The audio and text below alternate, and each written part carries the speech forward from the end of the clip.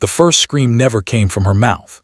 It came from her eyes, wide and glassy as her hand trembled at her side, fingers slicing the air in sharp, deliberate motions that only one other person in the grand marble lobby truly understood.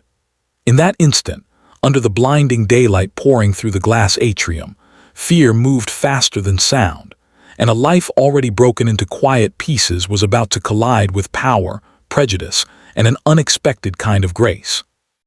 The lobby of the Alvarin Tower glowed with polished stone and expensive calm, a place where sunlight reflected off chandeliers like frozen fireworks, and every footstep echoed with authority. Ilara Voss, the newly appointed CEO of a multinational firm, stood near the center of it all in a crimson dress that felt more like armor than elegance. Her heart pounded so loudly she was certain others could hear it, though no one noticed. People rarely noticed what they did not expect. Behind her, a man in a tailored suit hovered too close, his presence heavy, his impatience sharp. In front of her, moving carefully across the marble with a cleaning mop angled over his shoulder, was a man in a faded blue uniform whose eyes carried the tired focus of someone used to being invisible. His name was Jonah Hale, and he was a single father who had learned long ago how to survive without being seen. Ilara's fear was not sudden. It was the echo of an older wound. Years earlier, a childhood shaped by silence had taught her that danger often arrived smiling. Raised by a deaf mother in a home where sign language was love, warning, and survival, Ilara had learned to read hands the way others read faces. That skill had saved her once before, and now, as the suited man's hand pressed insistently at her back and his posture tightened, her body remembered. She could not shout. She could not turn. But she could sign. Her fingers moved low, hidden by the line of her dress, shaping a message meant for only one set of eyes in that vast, echoing space. A plea, a warning, a confession of fear.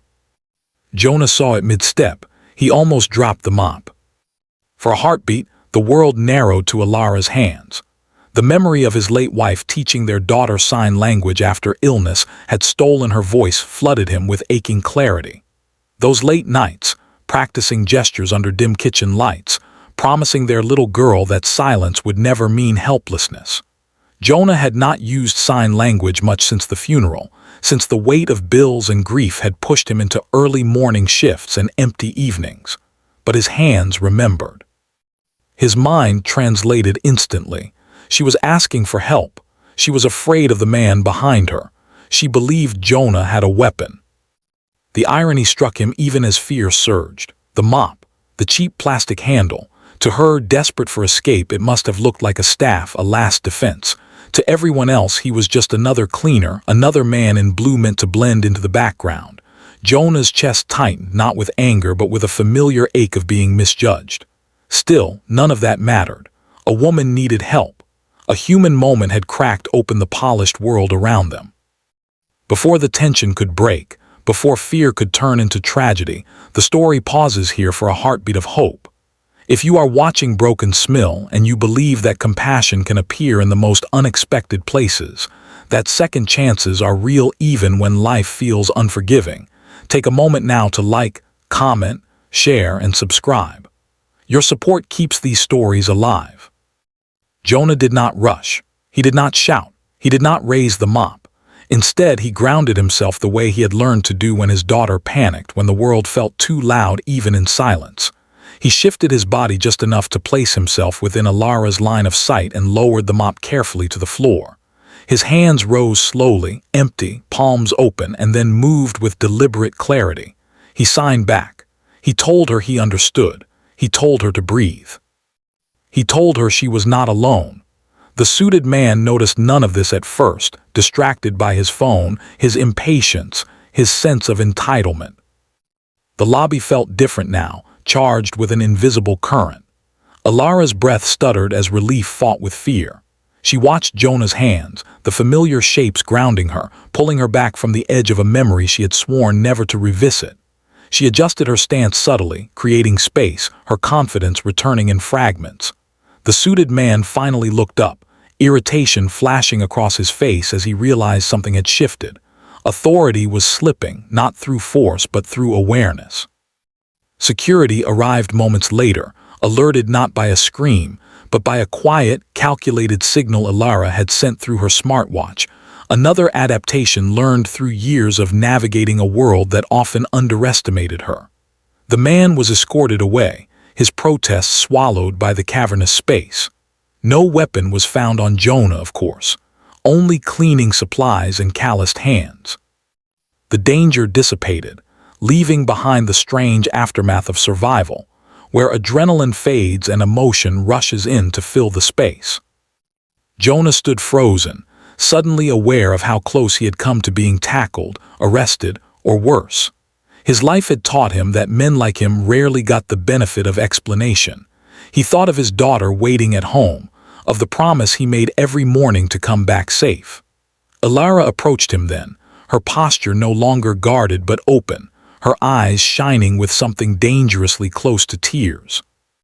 In that moment, the difference between a CEO and a janitor dissolved into two people standing in the aftermath of fear. The days that followed rippled outward in unexpected ways. Ilara could not forget the man who had seen her when others had not. She learned about Jonah's life through quiet inquiry, about the factory accident that had taken his wife, about the medical bills that forced him to take the night shifts no one else wanted, about a little girl named Mara who loved drawing hands because they told stories without sound. Jonah, in turn, struggled with the attention. He was not used to being thanked, much less acknowledged by people in tailored suits and glass offices. Yet something had changed inside him. The encounter reopened a door he had kept shut since grief made everything heavy. He began teaching sign language again, not just to his daughter but to coworkers during lunch breaks, turning invisible moments into connections. Ilara, moved by the quiet strength she had witnessed, initiated programs within her company focused on inclusive communication and frontline worker safety. Changes inspired not by boardroom strategy, but by a single human exchange on a marble floor. As the story nears its end, if this moment of silent bravery and shared humanity has touched you, please take a second to support Broken Smill by liking, sharing, and subscribing. Your encouragement helps bring more stories like this into the light. Before the final moments unfold, we invite you to comment below and share what this story made you feel, because your voice, like Jonah's hands, matters more than you know. The final image lingers not on the grandeur of Alvarin Tower, but on a quiet afternoon bathed in daylight at a small kitchen table. Jonah watches Mara laugh as she signs a story about a brave woman in red and a man with a mop who turned out to be a hero. Across the city, Ilara stands at her office window, hands resting against the glass, thinking about how power truly moves through the world, not in loud commands, but in small, courageous gestures seen by the right eyes. The day fear tried to take control instead gave birth to understanding, proving that even in silence, help can be asked, received, and transformed into something that changes lives forever.